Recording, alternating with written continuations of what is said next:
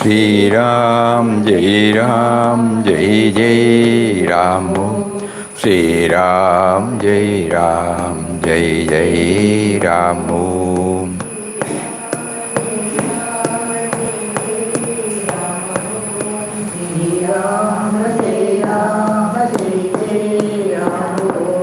Sri Ram, Jai Ram, Jai Jai Ram. Sri Ram, Jai Ram.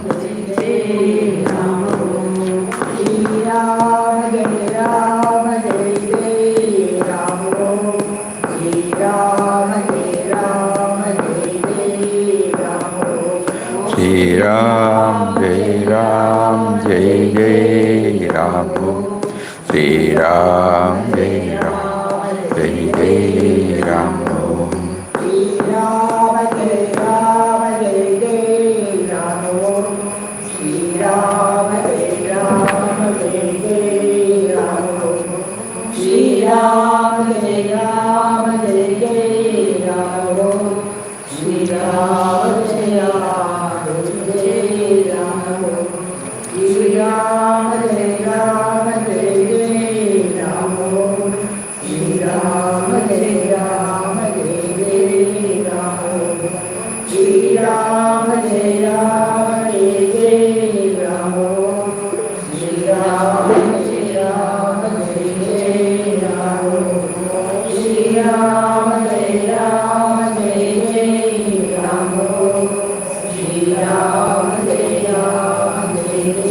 Sri Ram, Jai Ram, Jai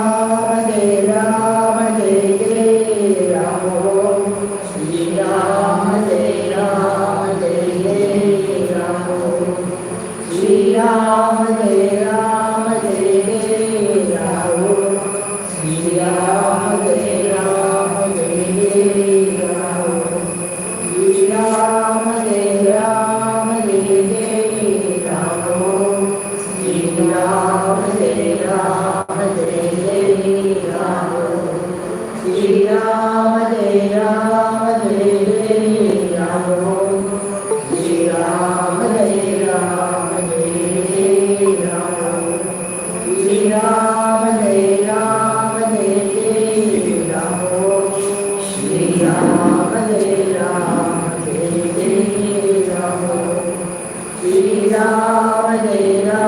Sri Ram, Jai Ram, Jai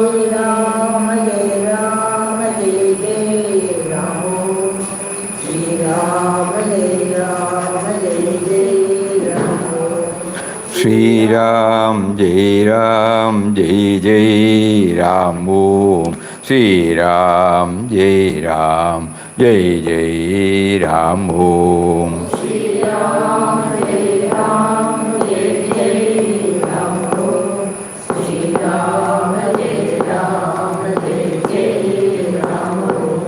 Sri Ram, Jai Ram, Jai Jai Ram. Sri Ram, Jai Ram, Jai Jai Ram. Sri Ram, Jai Ram, Jai Jai Ram.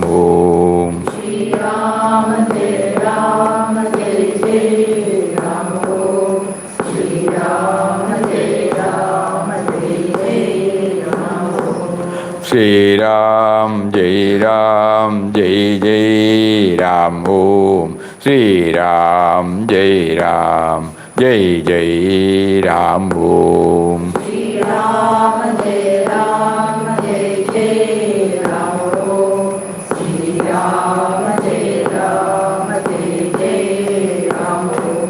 Sri Ram, Jai Ram, Jai Jai Ram.